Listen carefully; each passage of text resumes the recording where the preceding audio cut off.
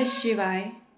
क्या आप सोचते हैं कि आपका कर्म, आपका गुरु, आपका समाज, आपका परिवार, आपके पति या पत्नी या बच्चे, माता पिता, जो कोई भी रिश्तेदार है वो काट देंगे? तो आप गलत सोचते हो।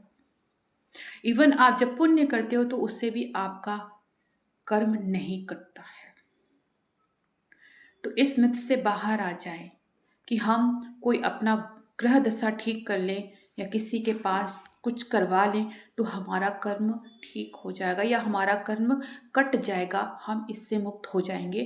तो ये आपका वहम है।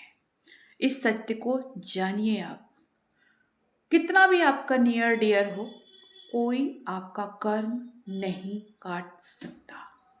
सिर्फ कर्म काटने का अधिकार आपको है। आपने बीज बोया, आपने कर्म पैदा किया, तो आपको ही काटना होगा और आपको ही भोगना होगा।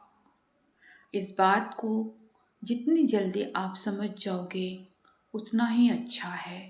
अदरवाइज पूरा जीवन ब्लेमिंग में निकल जाएगा।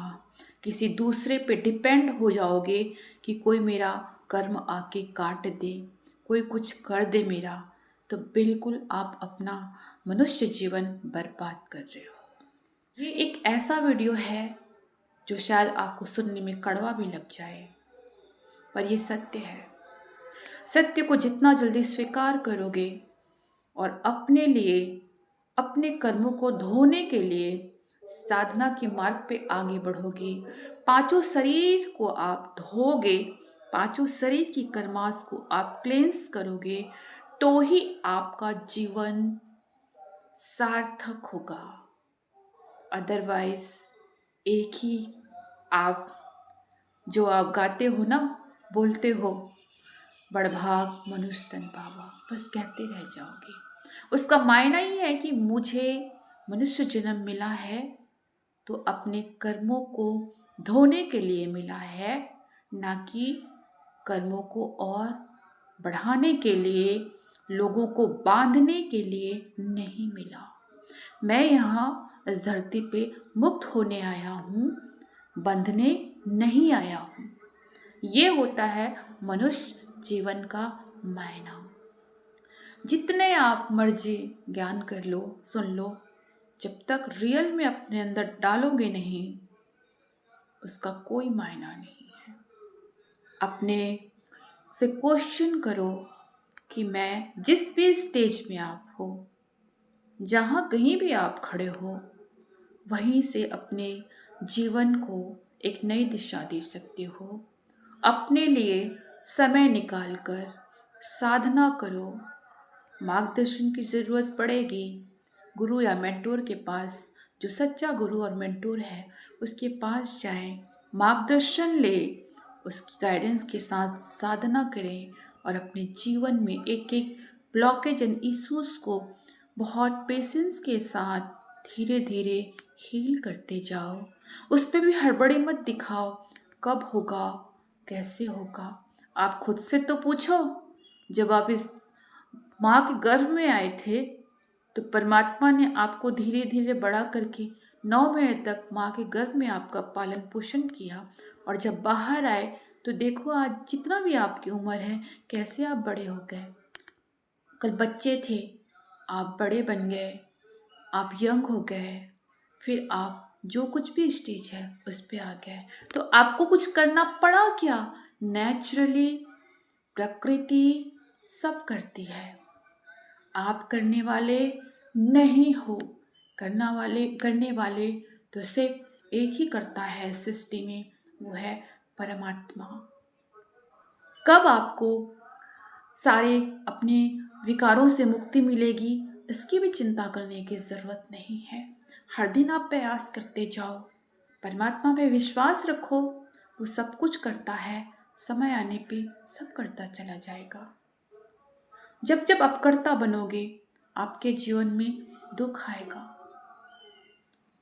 और जब जब सरेंडर करोगे, कर्ता परमात्मा को बनाओगे, तो आपके जीवन में एक नई दिशा, एक भाग्य का उदय होगा, जिससे आप इस सृष्टि पे सुख कहते हो। बल्कि इस सृष्टि में कोई सुख भी नहीं, कोई दुख भी नहीं, कुछ भी नहीं है। तो इतना कहने का सिर्फ इतना है कि हमें आस किसी से नहीं रखनी चाहिए कि कोई मेरा कर्म काट देगा। जब आप अपने कर्म काटने के लिए देखो, कभी कभी क्या होता है कि आप कुछ अच्छा करना चाहते हो, कहीं कुछ जगह से आप निकलना चाहते हो, तो आपके अंदर एक भय पैदा होता है, समाज क्या कहेगा, मेरे परिवार वाले क्या कहेंगे, ये क्या कहेगा, वो क्या कहेगा। ये सोचकर आप अपने मन को मार लेते हो और एक बोझ के साथ अपने जीवन को मल्टीप्लाई मन में सोच रहे हो, और सोच के साथ मल्टीप्लाई कर्म पैदा करके आप अपने जीवन को एक नई और धरती पे आने के लिए बांध दिया।